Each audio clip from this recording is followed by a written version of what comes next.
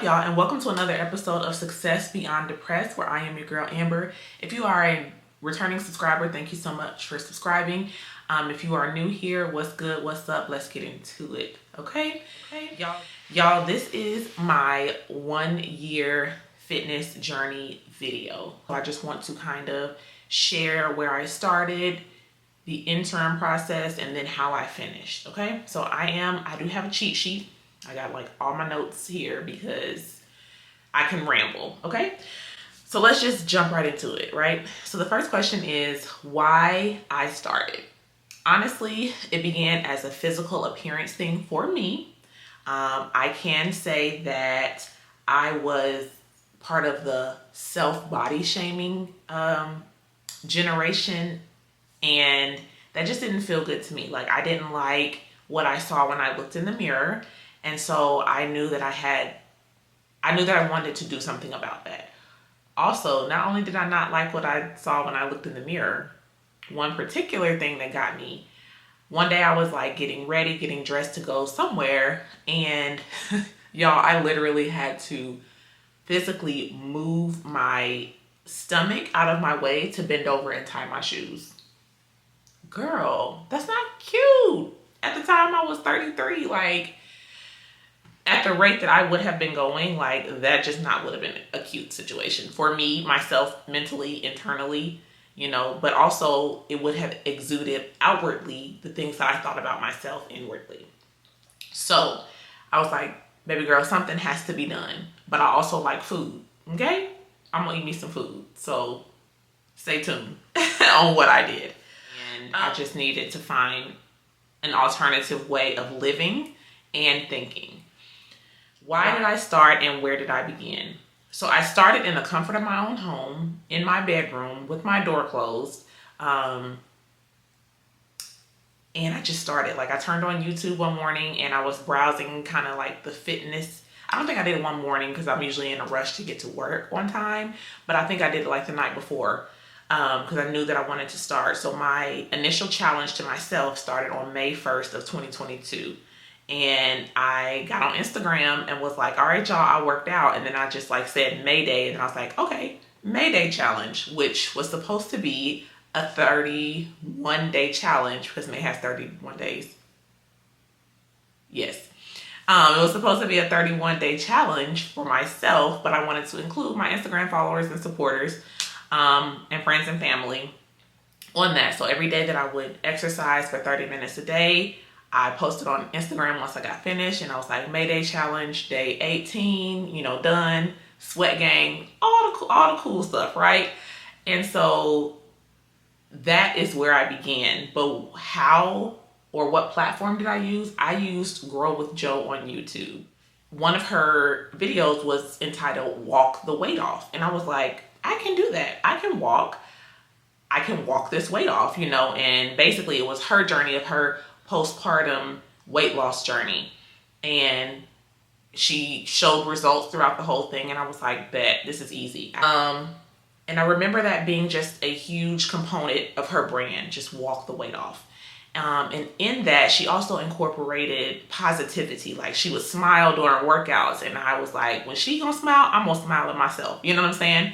I would also have like a mirror kind of in my view so that I could see, one, that I was doing the correct form.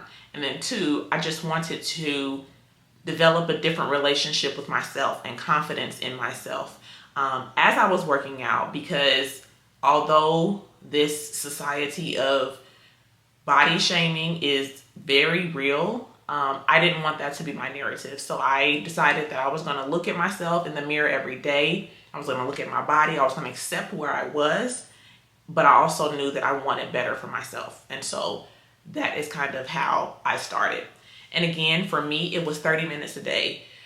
Research says that 30 to 45 minutes a day can prevent diseases such as heart attacks, strokes, high blood pressure, diabetes. And me being in the healthcare field, those things are very near and dear to my heart because I see patients with those on a daily basis. In addition to the fact that my own family does already have those conditions, and those conditions predispose me because of genetics sake, and I don't want that for my life, right? So this question, did you diet or did your diet change? All right, so did I diet? Absolutely not, because I told y'all at the beginning, I love me some food, right? So I did not diet. I am not a fan of dieting. I do believe that it causes like a false positive or a false narrative surrounding food and health, if you will. Because most people are doing it for a fad or for a small period of time. Oh, I wanted to lose weight before I turn 30, or I have a wedding at the end of the year, I trying to lose weight for that. Which is not a problem. Please do not misunderstand what I'm saying. I'm just saying that if you're wanting to lose weight and have it be sustainable and lasting, then a diet is not going to propel you in that direction. So what did I do? Basically, my approach was to just have smaller portions and eat what I like to eat in moderation, right?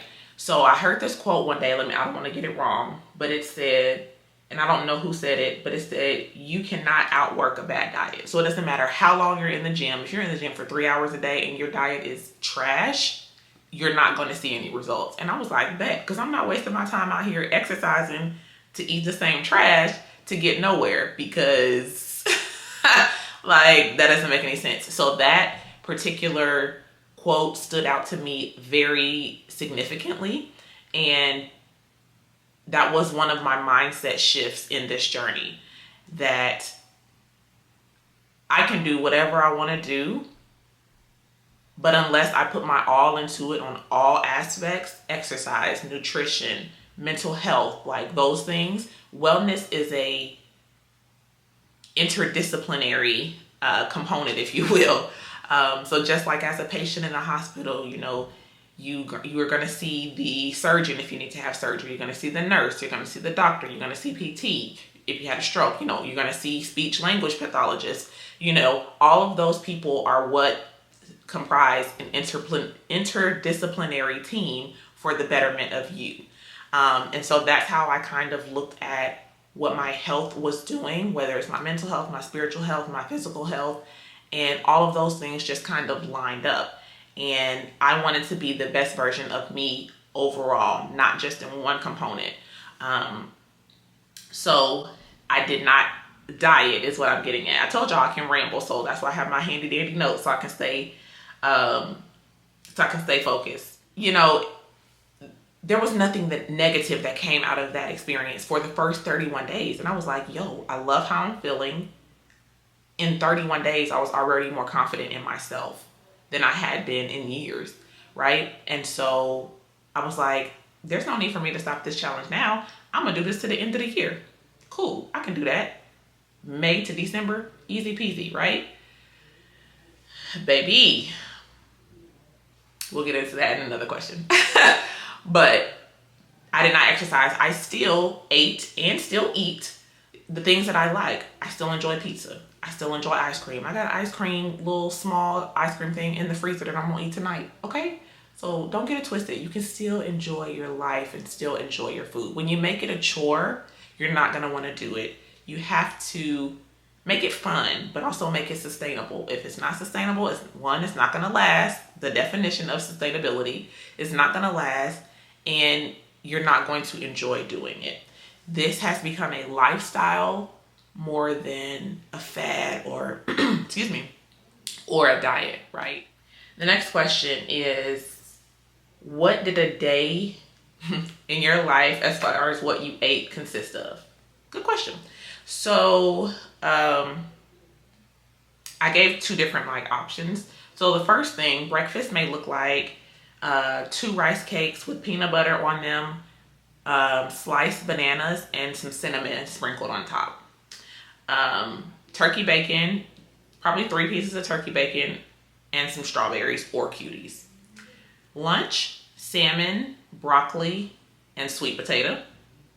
Or a homemade chipotle bowl, which consists of brown rice, black beans, blackened chicken, corn, avocado, a dollop of sour cream, and a dollop of salsa, and guacamole.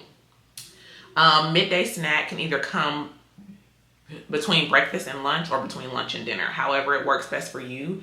Typically, I just go on whenever I'm hungry. I usually get a little hungry about 10 o'clock, 10:15 at work in the day. If we're so busy at work that I can't sit down and eat, I increase my water intake, and I'm good, and that'll hold me until lunch. If I can kind of take a little breather and peel a cutie, I'll eat the cutie and keep it going. But the midday snack usually consists of, like I said, a cutie or two,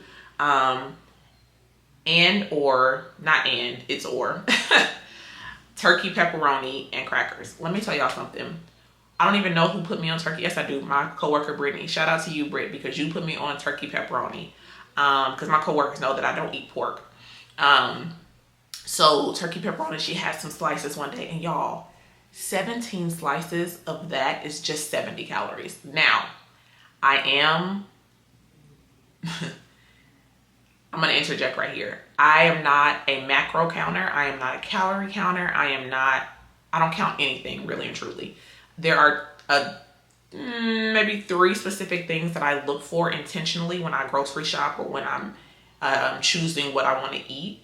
One of those things being the protein intake on that.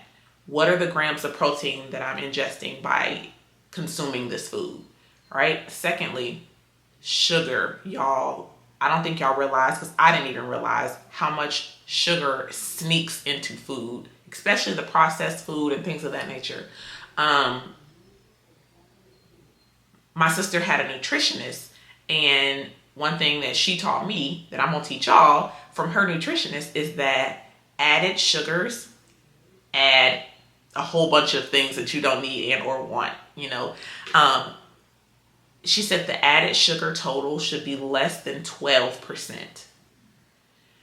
If y'all look at a lot of ingredients and the prepackaged things and the preservative things that we buy on a daily basis, I'm telling y'all, that added sugar, baby, I think the highest added sugar percentage I saw was like 36. What? Crazy to me. Crazy. So I look for the protein, I look for the added sugars, and then I also just look at the calories per serving. Now, again, I'm not a calorie counter, but I want to know, all right, I used to be very naive in the calories and like, oh, okay, this only has 130 calories. But you can't eat the entire thing, sis, and get the 130 calories. It's 130 calories per serving. So how does that serving break down? Is it a cup per serving? Is it a fourth of a cup per serving? So those are the things that made me realize, okay, I need to be a little bit more conscious of how I'm consuming. If I know I want more of this heavy calorie substance food, I'm also going to increase my protein, or I'm going to increase my fruits and veggies intake for the next meal or for the next day, and decrease the calories. You know what I'm saying? So it's a game of give and take, if you will. And it also, I didn't feel intimidated by that. I did not feel overly consumed by that. And I didn't feel like it was depressing. Like, I just can't do this. Because I'm not counting anything. I'm literally just looking at it and saying, okay, is this something that I want to use my calories on for the day, right? Because scientifically speaking, you have to be in a caloric deficit in order to actually lose weight. I am not getting into all the science, into all the logistics. I just want you to know what I've learned through this journey, what has helped me, and just answer the questions. That's it. So let me get off that soapbox. Again, y'all, this is why my handy dandy question is good. Okay, so that was dinner and a midday snack, or breakfast and lunch and a snack. For dinner, I would usually do like tuna and crackers. Y'all, my boss and my job, like my head, my RDO, my regional manager, she put me onto these tuna packets. I've never been a tuna girl, but even when I would make my own tuna. Like I would boil the eggs, like all of that good stuff, right? So she put me on to that because she's we talk about fitness like all the time. I love her to death. Shout out to you, Amy. And so one day I saw her eating lunch and it was like tuna packets. And I'm like, does that even taste good? And she's like, yeah, girl, I love it. And most of them are like 70 calories for the entire packet, or 110 depending on what flavors you have. My personal two favorites are the jalapeno and the herb and garlic, and I mix them together. Woo, baby. I got my cousin on it. He was like, "You gonna make me some tuna?" I was like, "It's not even me making it. It's me putting it in the pack and like adding a little mayonnaise." Excuse me. I don't like dry food, so it's a little bit dry for me. So I do add like a dollop of mayonnaise to it. Chef's kiss every single time. Like I low-key have to stop myself from eating it, okay? But usually I do two packets and then that's it. So I mix those 2 packets. Or if I'm eating it like a snack, I'll eat one of the 2 packets individually. Another option for another day would be breakfast, avocado toast. And I usually try to eat keto bread. Let me tell y'all a secret. Keto bread tastes like regular bread if you toast it. It does have some, I don't know how to describe it. It tastes weird without it being toasted. So for me, if I'm eating a regular sandwich, if I'm eating avocado toast, if I'm eating, whatever, I'm gonna toast my bread if it's keto bread. If I don't do keto bread, I just use the Thins. I don't know what brand that is, but it's almost like the bagel Thins, the everything bagel Thins, but they have regular bread in the Thins. So, again, if I'm gonna eat a sandwich or something like that, I wanna make sure that I'm eating the least amount of carbs for that particular sandwich. So I'll eat avocado toast on keto bread with Greek yogurt, almost like a little parfait with strawberries and blueberries on top. Granola, I was gonna add granola, y'all, but granola has a lot of added sugar, and that's what stopped me from buying it. I was like, nope, you're not gonna get me. So I just used the fresh fruit on top. You can add like honey or whatever. I'm not a big honey girl, but it's not gonna hurt me, right? And then for lunch, I would eat a bagged Caesar salad from like Kroger. Let me put y'all on game. Taylor Farms is the only bagged salads that I eat now. I used to eat, I don't know what the name of that brand is called, but it was like an avocado ranch salad, which is really good. It just had a lot of other ingredients. And I was like, it makes a salad good, but I don't really always want that. Baby, I've been sleeping on Caesar salads, okay? Because this Taylor Farms, they got the key, okay? And then for dinner, I'll either have a smoothie and be done, or a slice or 2 of pizza. I told y'all I still like my food, so I'm not gonna act like I don't eat those types of foods during the day, right? So yeah. So those are some options. How did you become a gym girly? That's funny. For me, once I realized that my weight loss journey had hit a plateau, I was like, okay, my body is getting used to the exercises that I'm currently doing. Also, I'm only working the same muscle groups every single time, and there are a lot of other muscles in my body that are being unused during my workouts, right? And so at that time, I was like, okay, I'm gonna shop around. So I went and gym shopped, if you will. I shopped around. I toured like 3 or 4 gyms in my local area, and I chose the best one that would benefit me for what I was looking for. At that time, because I hit a plateau, I was looking for something that was going to expedite my weight loss, if you will. I wanted to feel comfortable at this gym. A lot of people don't go to the gym because it feels intimidating. Y'all, when I tell y'all people are not looking at y'all in the gym, most people there are to get their own goals underway and leave, okay? Don't be intimidated by the gym. Also, if you are intimidated, one thing that I did was I signed up for a gym that actually had group classes. And most of group classes involve women, right? Develop a community with those people. So I went to one class one time, and then this one girl, she and I kind of clicked, and we were looking for each other at any other class. I was like, anybody seen Yvonne or whatever? And they're like, oh no, I don't think she's here. So that kind of thing. Once you see somebody typically one time in that type of environment, it becomes a more friendly atmosphere. once you go, you get more comfortable of what it is that you're supposed to do. And what I did is I would start on machines that I knew how to work them, right? Like a treadmill.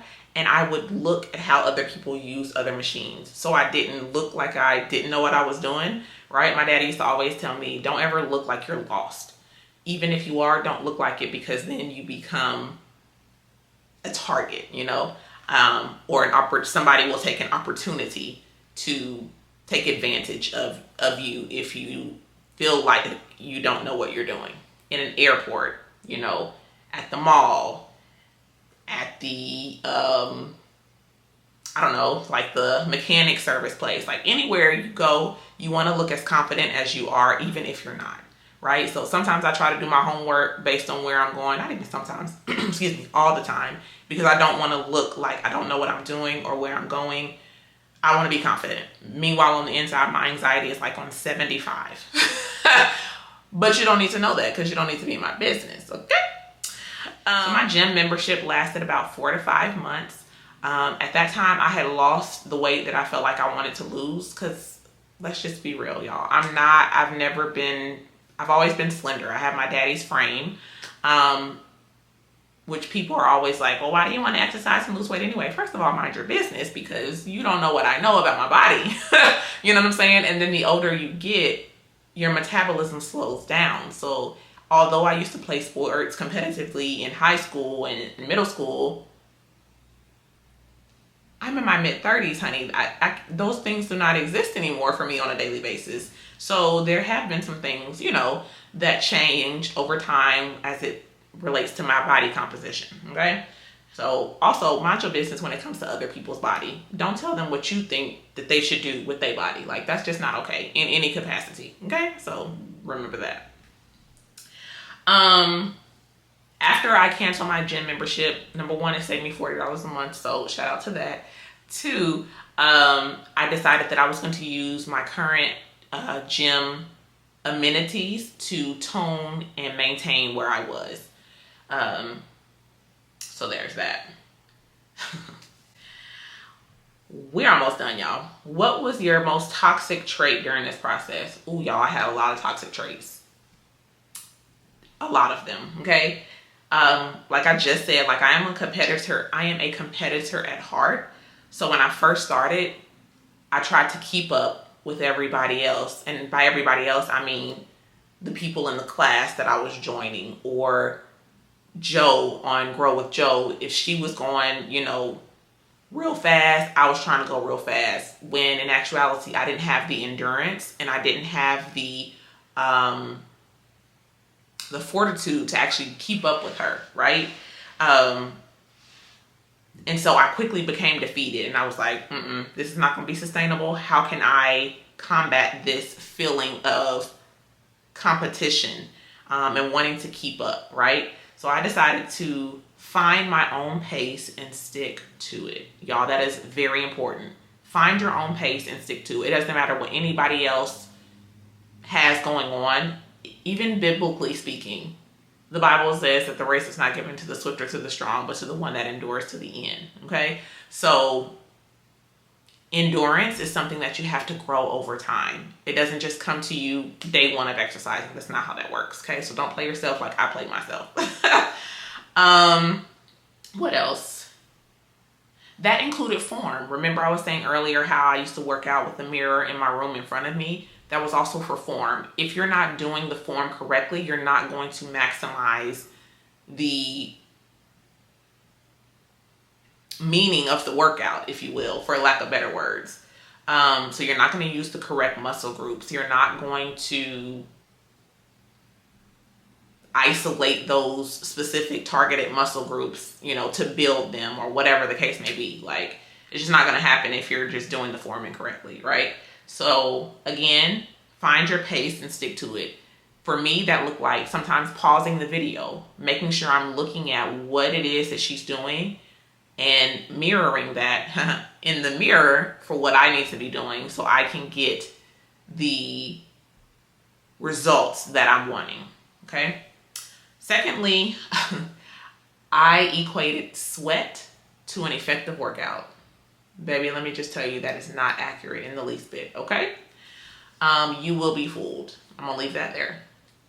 On that same note, fast-paced exercises or HIIT exercises don't always prove to be the most effective. Now, do I believe that you should incorporate HIIT at some point in the week when you work out? Yes, because it's going to, increase that heart rate as much as possible typically. And some other things. Do your own research. What works for you? What will work with your current lifestyle or the lifestyle that you're looking for? And lastly, I'm going to say this and I'm going to be done. I'm not even going to harp on it. Comparison is the thief of joy. Okay? You already know what that means. What did you learn about yourself during this process? A lot. The first thing that stands out to me is that every day is not the same. I wasn't excited every day to get up and get dressed, be active and move, right? But I remembered my why. And although my why initially started, excuse me, as something that was physical appearance, it transformed into something that was more holistically wellness. Sorry, y'all.